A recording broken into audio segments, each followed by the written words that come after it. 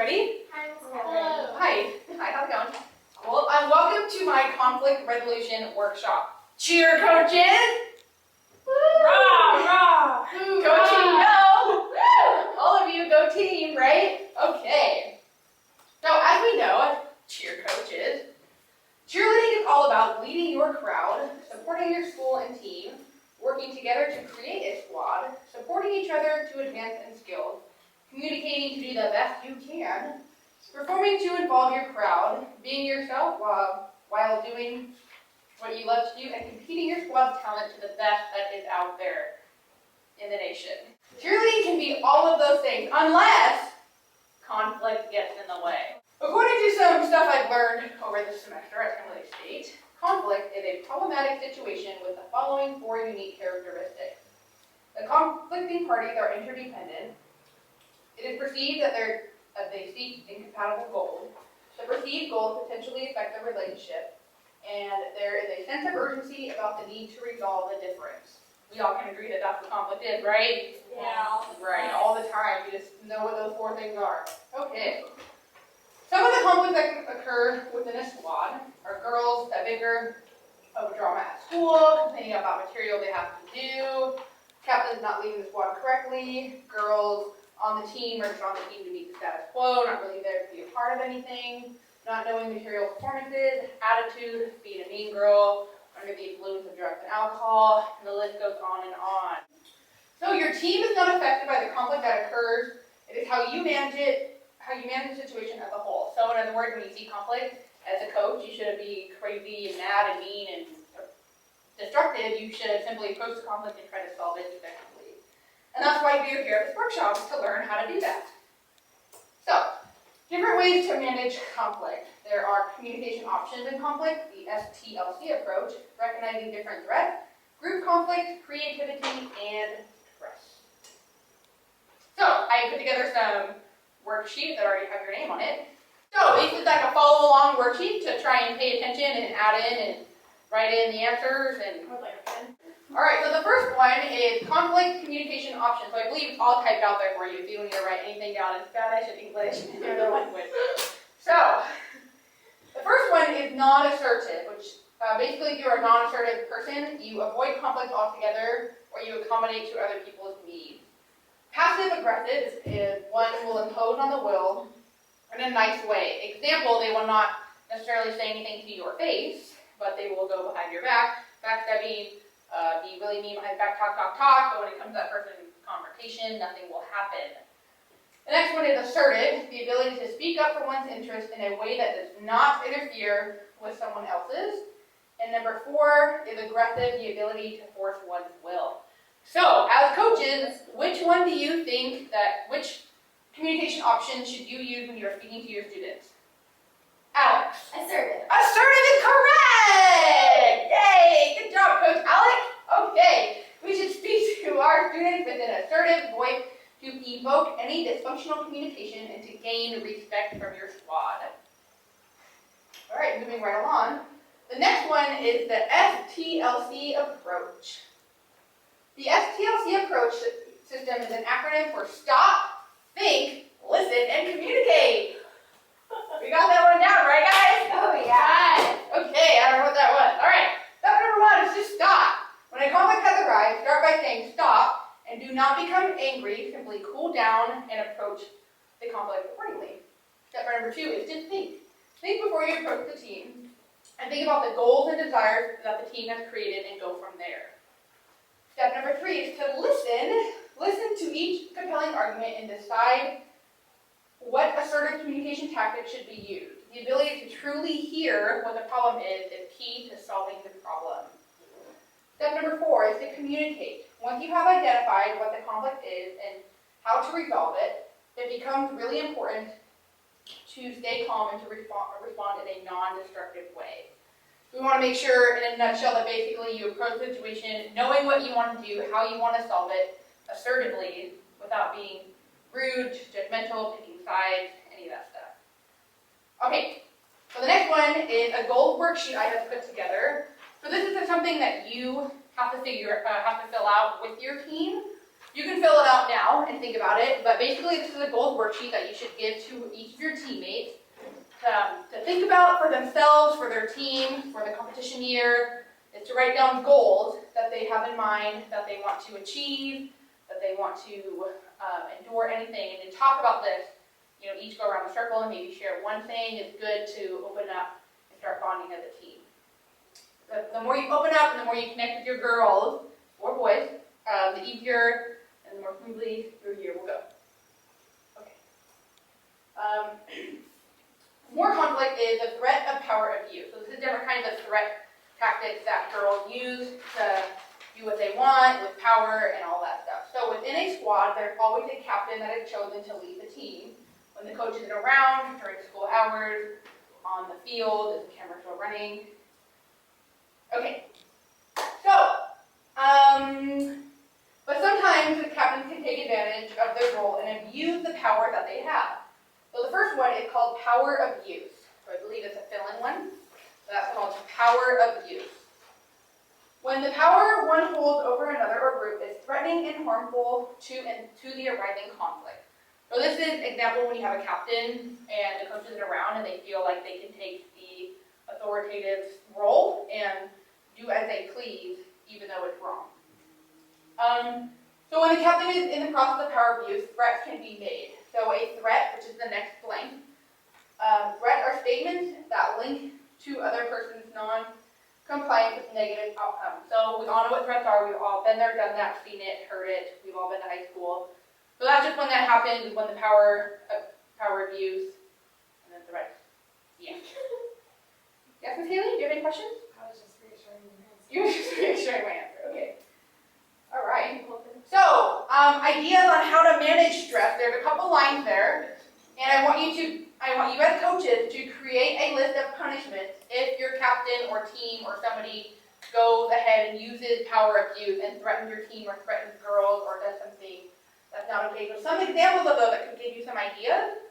Make them run, do sit-ups, do some cardio stuff that they don't like. Have a parent signature, make them write an essay about what they did wrong. Those are just some of the few things. I'm going to go ahead and give you a minute to do that.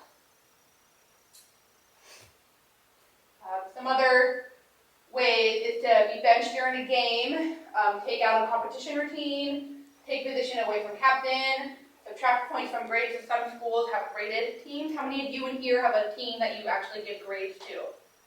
You do, Alex? Okay, that's always good. Not a lot of coaches do that, but yay for you. Bonus point. Not allowed to participate in bonding activities, which is always a bummer. Or they could sadly be removed from the squad. Does anybody else have any other things they've added to your list? Allie? No? No. Alex? I don't think so, because I was going to say captain. Oh, bummer. Said it. What about you, Haley? Anything crazy? Just lock them up, something? No, you're nice. Okay, moving on. So, we have different types of groups of when you have a group of that kind of conflict. So the first one, I believe it is a fill-in, is instrumental slash, so instrumental, just guess the spelling, slash task conflict. So this kind of conflict occurs when the captain argues with the team or coach on how to get the job done. So this is kind of along the lines of power abuse, when the captain thinks that they can overtake the team, overtake the coach, do as he or she pleases. The next one is relationship conflict. Relationship conflict. This conflict is mainly produced by stress from the team. Example, competition is approaching, there's a performance at school, making grades to stay on the team. All of that can be related to relationship conflict. Identity conflict occurs when the team treats an individual contrary to the way that the person sees himself or herself. So it's when you have an insecure cheerleader on the team that doesn't think she's good, everybody treats her that way, or vice versa. The next one is process conflict. This has to do with disagreements over the management style of the group. So disagreements meaning if a captain doesn't agree with how the team feels, or a captain doesn't agree with how the coach feels, so on and so forth. Okay, moving on. Okay, so using creativity to bring your team together is always a really good thing. Always, always. Creativity is always fun. So why is creativity important? Anybody answer that question? Why do you think creativity is important? I feel like I'm the only one answering this. That's okay, answer, right? Answer away, girlfriend. Teacher's pet. I'm waiting for you to answer. Why, be your friend to read, G. Why do we think creativity is important, Haley? What do you suggest for that one? Keep positive energy and the good vibes going throughout the soul. That's great, beautiful, I love it, that's awesome, good. So some of the things I have up here, you are more likely to have a positive outcome in the conflict when you approach it with creativity. So it's not the same boring tactic. You can start with the STLC approach, but if you use that over and over and over again, it's not going to help the situation in the end. The use of creative methods can bring laughter to the team. The team grasps a better understanding of why we should do one thing one way and another thing the other way. To show examples is always good. A lot of people I know learn by example or learn by seeing and doing rather than hearing and looking. Creativity can ease a lot of the tension between the girls and the captain and the coaches. So it's always a good thing to use, right, Haley? Yes. Right. Okay, so what I'm going to do now is I'm going to teach, basically what this says is teach coaches one way of creatively showing the team that it only takes one teammate to unnecessarily create conflict. So what I need is for everybody to stand up. And I'm just going to show you a really good creative way to explain to the team that it only takes one person to screw everything up. So we're going to start with Coach Alex. You're going to, I unraveled it, I don't know why. You're going to start with this, and you're going to hold a part of the string. So and then you are going to unravel it and hand it to Miss Haley. Yeah, and then Miss Haley can hand it to either of you. So she's going to take a piece of it and hand it off. Miss Haley can hand it to either one. So in theory, there would be a big squad, and it would be going all around. You got to take a piece of it, then you got to take another piece of it and pass it on.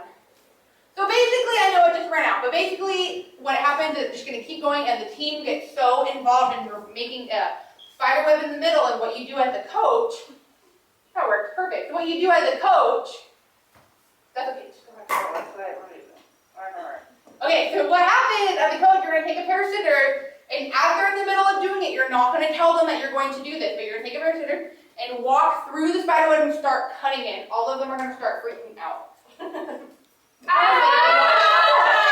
got ruined. So basically what that shows right there is that as everybody's working together to create a spider web, it takes only one person to ruin everything. So if your whole team's working together to create a routine and one person is a party pooper about it and doesn't want to do it, it ruins the mode, it ruins the mood, right? The mood, ruins the mood, it ruins everything. Yeah, so that's just one creative way to show them to understand. Okay, good. Go ahead and sit it back down. Okay, so remember, in order to solve your team conflict effectively, you must search for the threat, find, thank you, Kelly. You must search for the threat, find the cause of the situation, evaluate the risk of the situation, apply intuit, oh my gosh, why am I totally missing on the word? Provide emotion when you are solving, take different perspectives, consider the time frame for making a decision in order to solve the problem as a whole. So all of that is there for you at the very end of the paper, so remember, keep all of that in mind. Okay, one last thing that we all know how to do, so go ahead and stand up again, I'm sorry. Stand up one more time, this is the last thing. A really good thing to do at the very, very beginning of the year is the awesome trust exercise. We all know how that works, so go ahead and partner up. All right, go for it. Go for it. Yeah, and you're going to do the trust exercise. What happens is you take your team, and you would turn around, and you would fall into being able to trust her that she will catch you. And she's got her, yay. And then we clap. Great way. Okay, thank you. Good job. Another trust exercise that's really cool when you have a big team is everybody stands in a circle, a tight circle, so everybody's standing really close to each other, and one person stands in the middle and has their arms crossed. And they just fall, and all of your team is standing like this and pushing her and keeps going in the circle to keep her standing up. So, I hope that was an effective workshop for you to learn how to resolve conflict within your team. Thank you. Yeah.